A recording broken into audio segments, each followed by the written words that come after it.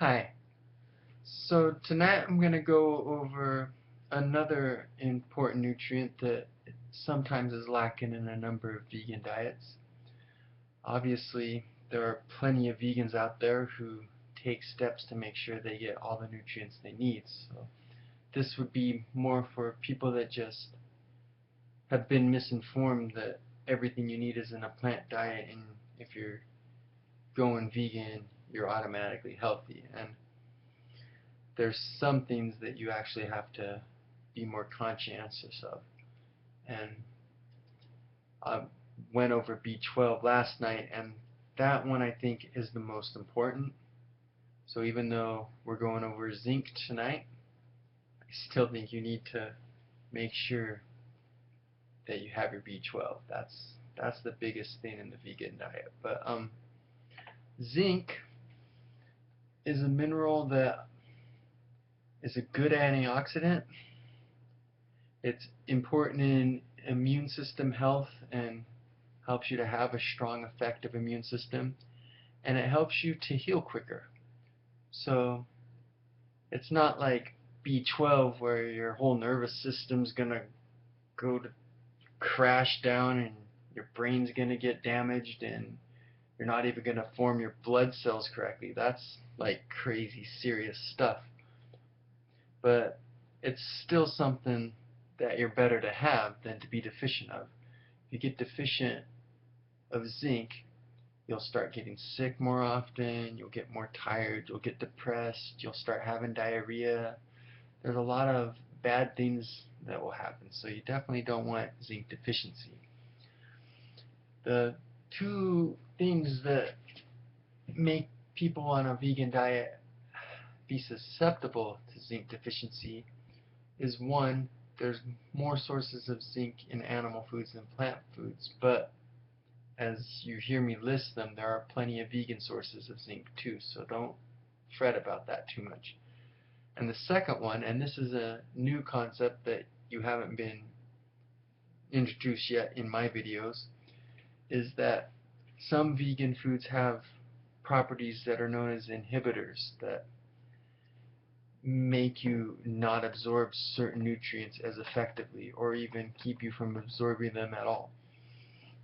And that's why two of the things that vegans sometimes have issues with are calcium and iron, not because a vegan diet doesn't have many sources of calcium and iron, but because many vegan sources of food also contain these inhibitor properties which make you not absorb the iron and calcium as efficiently.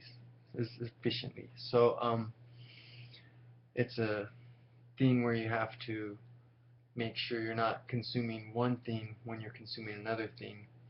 You can, but like there's going to be specific times where I want calcium, so I'm going to eat this and not this, or I want iron, so I'm going to eat this or not this, or else I'm going to eat this and then make sure I have lots of vitamin C, because in the case of iron, for some reason, high vitamin C levels will help overpower the inhibitors.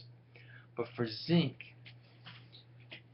that's one of the reasons is that a lot of vegan foods have these things known as phytates, which inhibits the absorption of all three of the things I just mentioned. Zinc's what we're speaking about right now. But I have a list of vegan foods that don't have these phytates in them, and this can make it super simple for you. You want to make sure you have zinc. Like the B12, you can just get fortified foods, vegan foods that are fortified with zinc, or you can get it naturally from your diet from these specific things: tofu, tempeh, garbanzo beans, pinto beans, kidney beans, lentils, almonds, walnuts, pistachios, pecans, peanuts, peanut butter. Yeah, like we wouldn't figure that out after hearing peanuts on the list. Sunflower seeds, corn, peas, oatmeal, cashews, chia seeds, miso, and broccoli. So you can see there are plenty of things you can get zinc from. It's just that if you neglect this little body of nutrition, these specific items, you can easily get a zinc deficiency. So so all I want you to do is, I listed some things you could get zinc from. I mentioned that some vegan foods have phytates, so it may be good for you to like Google phytates and find out all the different vegan foods that have that, so you'll know not to eat it with like your kidney beans or your broccoli or something, or your cashews, wherever you're getting your zinc from. But the point of all these videos where I'm going over these nutrients that tend to be issues in a vegan diet for people that aren't being smart about how they eat is just to make you aware so that you take steps to make sure you get all these nutrients. And I think there's more than enough information that you could do that. And you don't have to just go from this video. If just this video provokes you to go research yourself, I highly encourage that. So anyway, that's all I had to say tonight, and I hope this helps you. Thank you.